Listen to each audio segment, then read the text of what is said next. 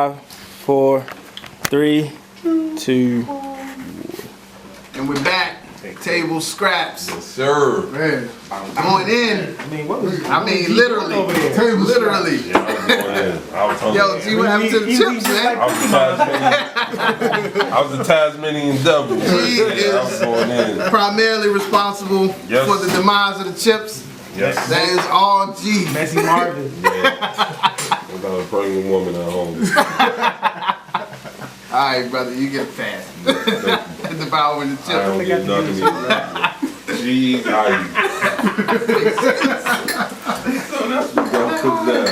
So we going in. Y'all know we talking about majors versus indie. You know, we brought up some interesting points about Russell Simmons. You know, the introduction of marketability of hip hop. True. You know, and where that has taken us up to this point. You know, matter of fact, well, you know what? Before we get into that, I know Chef got something he want to hit us with real quick. Chef. What's up, y'all? I'm back.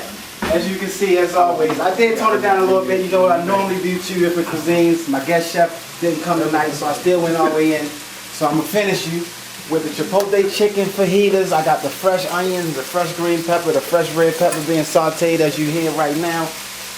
Twice Born don't eat meat, so I went ahead and did him some shrimp. So I flipped it with the chipotle shrimp, just in case you're not big on your meat or you don't really like chicken or however that's working. So as you can see, we got that. I can unveil on you a little bit. I got the taco meat jumping off. Of course, they're going to chicken chipotle. As soon as this gets done, I actually can add that in. As a matter of fact, I can do that right now. Kind of up with what I get it in there. Okay, we got that. Let me come over here. I got the refried beans. Shout out to Bob Ryan. I cooked for Bob Ryan one time. Met him at the Georgia Dome during one of the basketball tournaments, and man, he said he loved refried beans. So roll us back, Tony Reale. Let him see my face. Let him remember. You told me that when I make it big, remind the world that you love refried beans. So Bob Ryan, come on to the set. I got you. Of course, I got the Spanish rice jumping off. Lima Ritas, we got the whole thing. We got the taco bar going in. So I got some fajitas for the chicken station. I got taco shells for the taco bar, fresh jalapeno pepper, fresh cheese, fresh shredded lettuce, fresh avocado, fresh cheese sauce, fresh sour cream. Of course, the same toppings that I was using for the nachos, so I'm coming right back again with the black bean corn salad, fresh salsa, the avocado corn relish, and then I got the pico de gallo. So I'm loving Mexican night. It's easy. We presented in the Schaefer's as again, my Table Scraps family. We're going to do this buffet style. So we're going to see what y'all going in, and y'all going to feed yourself tonight. No major plate upcoming tonight. So enjoy. I look forward. As usual, Chef putting it down. The funky finger Compliments. Right? The architect of the kitchen doing his thing. So let's go back in, fellas. I think one of our guests had a question though. Yeah. One of our In guests. case y'all didn't know, we do have a live studio Right. audience. Exactly. Right. We do have a live studio audience. Yes. Questions are coming up. This is a hot topic. You know, appreciate you having me on the show. Definitely, I appreciate that. Chef Stu, you got it in here smelling good. Ironically, Twice raised the food for thought for me. He said something whereas, is it the label heads or the businessman who is trying to figure out what hip hop is actually doing? So my question is, because it kind of, like I said, gave me a food for thought. Is it that they are trying to figure out what it is, or is it just another tactic for them to try to dumb down the culture? Because what I found in this industry, as far as businessmen and label heads as well, there's some smart dudes, and what they do best is actually follow blueprints. So, what are they doing? And that's just, just want to see your view on that. I mean, fellas, can I go in first? I said swole up. mean, he dropped it on the plate, so I think I'm gonna go ahead and carve that one up. Okay. Well, I think you brought up something very interesting. I believe that these label heads do deliberately dumb down the culture. That is a topic that we talk about all the time on this show. I mean, I think it's a very deliberate, it's very systematic, you know, it's a plan of action that's being executed to dumb the culture down. And that is a blueprint. They are literally following a blueprint to dumb down the culture. Why do you think that is?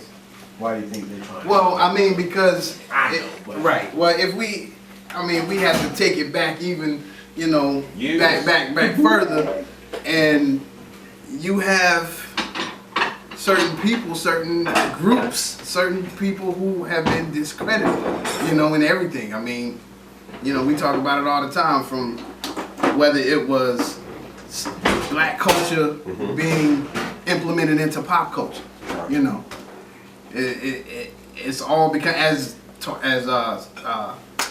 we was just talking about damn, I'm losing my man Jay-Z, worked with Jay-Z. Steve Steve Stout. Yeah, stop. Tanning of America. You know, he's been talking about that tanning line. You know. Well, one of the things is I think is dumbing down the culture. I think hip hop has a voice that speaks to a lot of different people. Speaks to a lot the oppressed. Right.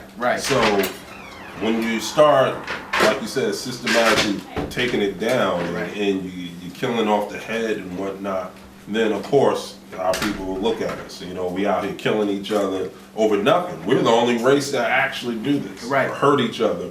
Or wanna when one person gets something, we wanna the crab in the barrel syndrome. Always, So I think it's definitely they're breaking us down. Right. It's just now up to finding that voice. Right. Who can speak like Chuck D. I mean, we need Chuck D. We need poor righteous teachers. We do it to need ourselves. Right. We need them.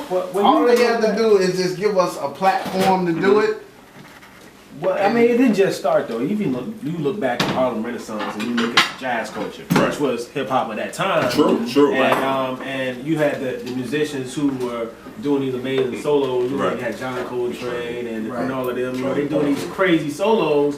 Then you took maybe the white musician would come in and they would be so amazed at what they're doing. They were like, the only way he could do that is hot. Right. You know, so they would only believe we could do that on the, you know, I said it, you know, I had the Stanley Crouch soundscape in Amazing Grace, Right. where he's like, you know, they think that we can only do those great things under the Under the influence influence, of right. something. When it takes a lot of practice, time, and effort that they put in for those particular solos, Right. which I guess got a question. Yeah, I just, how y'all doing, man? My name Good, is good. Ashidon Desert, you know. All What right. up, Denzel? What up, Denzel? Yeah, Jesse, what up? welcome, baby. Welcome, man. To the scrap. Right. Come on in.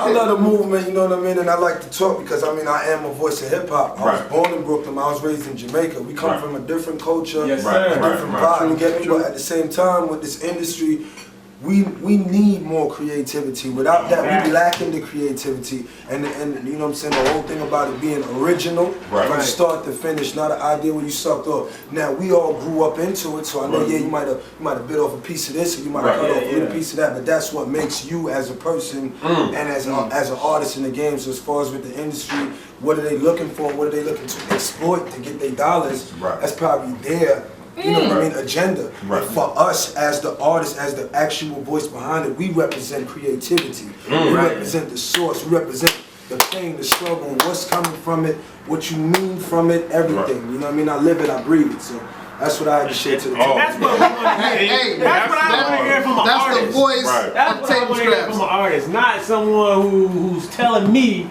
that if you see another artist, man, he ain't like such and such. Well, hold on. Now that we have an artist here, now how do you feel about the radio presence of hip hop? Right.